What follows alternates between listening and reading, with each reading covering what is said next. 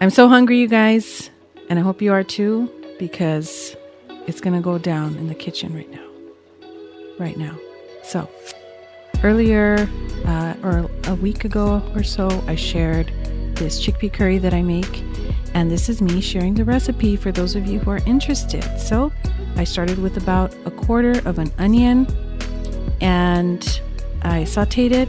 I removed it from the pot because my family, they're not fans of onion, and that's okay. So ideally you would leave this in, but I took it out so I could add it to my plate later. Then I diced 2 cloves of garlic and I added those in, sauteed them just really quickly.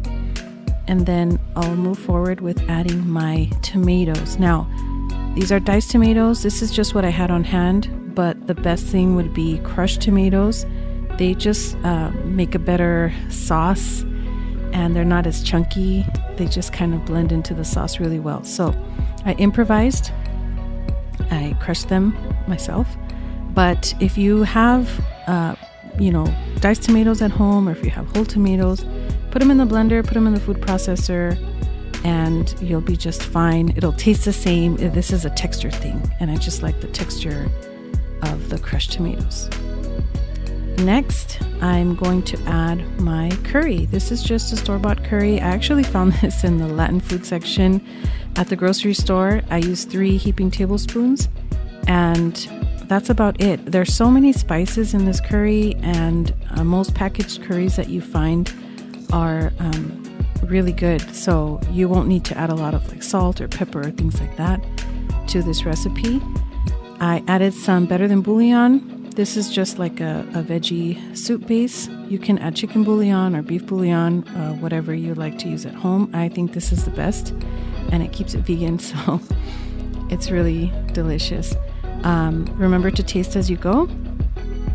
And I just let my pot simmer a little bit, and I'm gonna add my spinach right in the pot. This is just 1 small container of spinach. And spinach really wilts down to nothing, so you're welcome to add more if you'd like. I've also experimented with other greens like kale or chard. I think spinach is the best. Just the flavor and the texture of it in this curry, I think, is the best. But I love to experiment in the kitchen, and if you like to do that too, then go ahead and use whatever greens you like.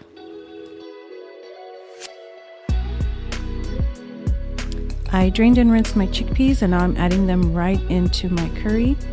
And you can reserve the liquid and use it as an egg replacer if you're baking. I've also seen vegan whipped cream made with aquafaba, or with the water that drains from beans. So that's an idea. I honestly haven't tried it. I just use coconut milk or regular old whipped cream for recipes, but use whatever you have in your kitchen to make new things and other recipes. So the last thing that I didn't have in that beginning shot of the ingredients is coconut milk, and this is an essential for this curry. You cannot miss the coconut milk. I used about 3/4 of this can. Again, if you're making more, you can use a whole can. I just think this is the perfect amount, just enough for this recipe. So I let that simmer on the stove for another 10 minutes.